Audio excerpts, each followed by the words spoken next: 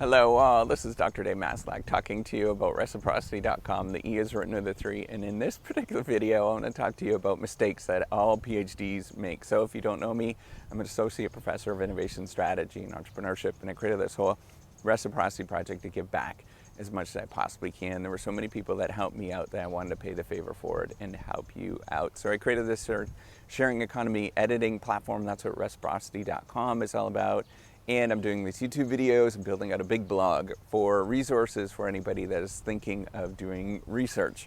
So, what are these mistakes that all PhDs, all researchers make around the world? I think the first thing is believing that you are the exception. So believing that you are the person that can get into graduate school, you're the person that can get into this journal, you are the person that can get this particular job. But we forget to look at base rates.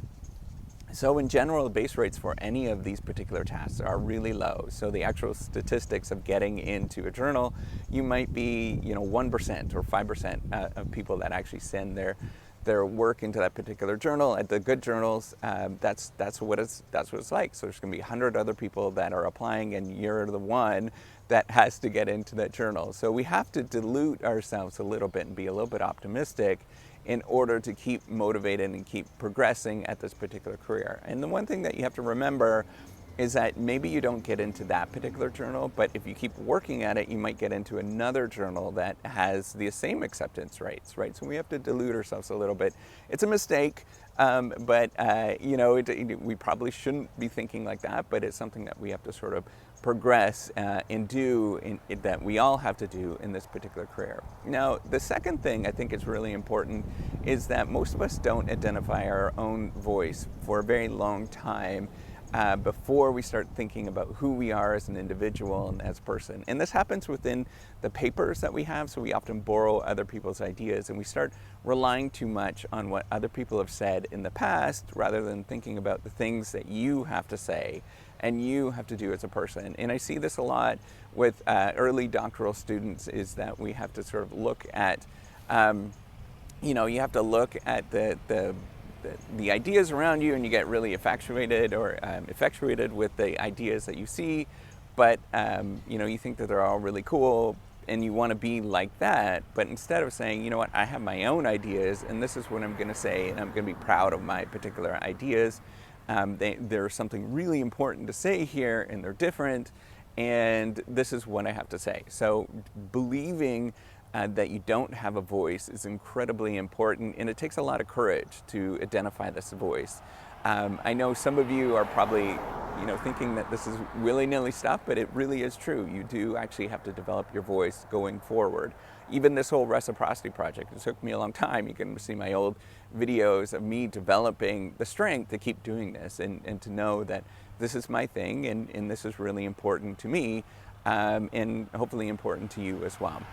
So the third thing is not dedicating any time for self-care and devoting some time to yourself, whether it is exercise, whether it's time for travel, whether it is getting enough sleep, whatever it is. We all believe that if we work a little harder, a little longer, that we can be all the more productive. But it doesn't work like that because it's not linear in any sort of way. And the other thing that you forget to realize is that little bit of self-care keeps you motivated, keeps you going.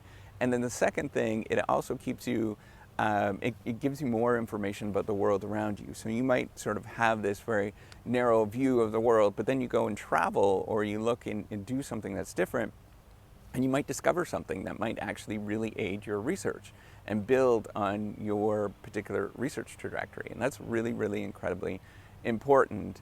So I think that this is one of the more important things to learn, is to have this self-care. The fourth thing is believing that your ideas are always fixed and they're not changing, right? So as you grow in this career,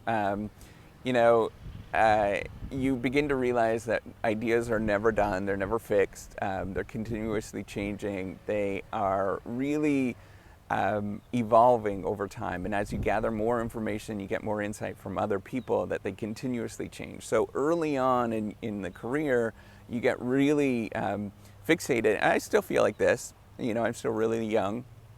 I still get fixated when I have to change something, or I get kind of frustrated that I have to change the stuff that I've written in the past, because I think, well, I've invested all this time on these particular things, but you forget that there is a lot of things that you learn along the way, and then you have to continuously evolve and change the things that you're looking at. I think that's a really important lesson to learn, but it's a mistake that we will continuously keep repeating because it's hard to continuously erase the stuff that you've worked on in the past and say that it wasn't good enough. But we all do that, and I think it's an important mistake that we make.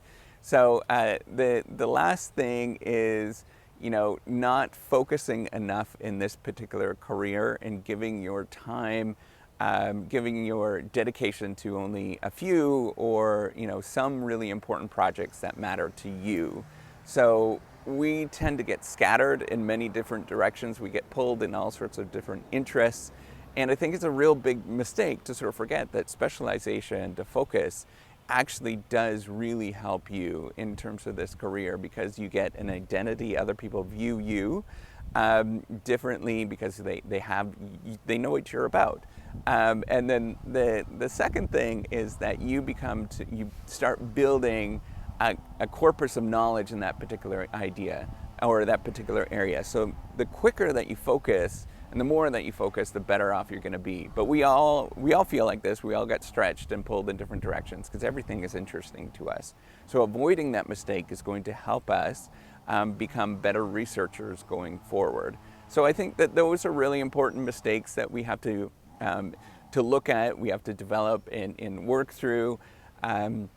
If there's more mistakes, you can leave some comments below, but thank you so much for following along. And if you like this video, give me a thumbs up and do subscribe to the YouTube channel. All right, take care. Bye.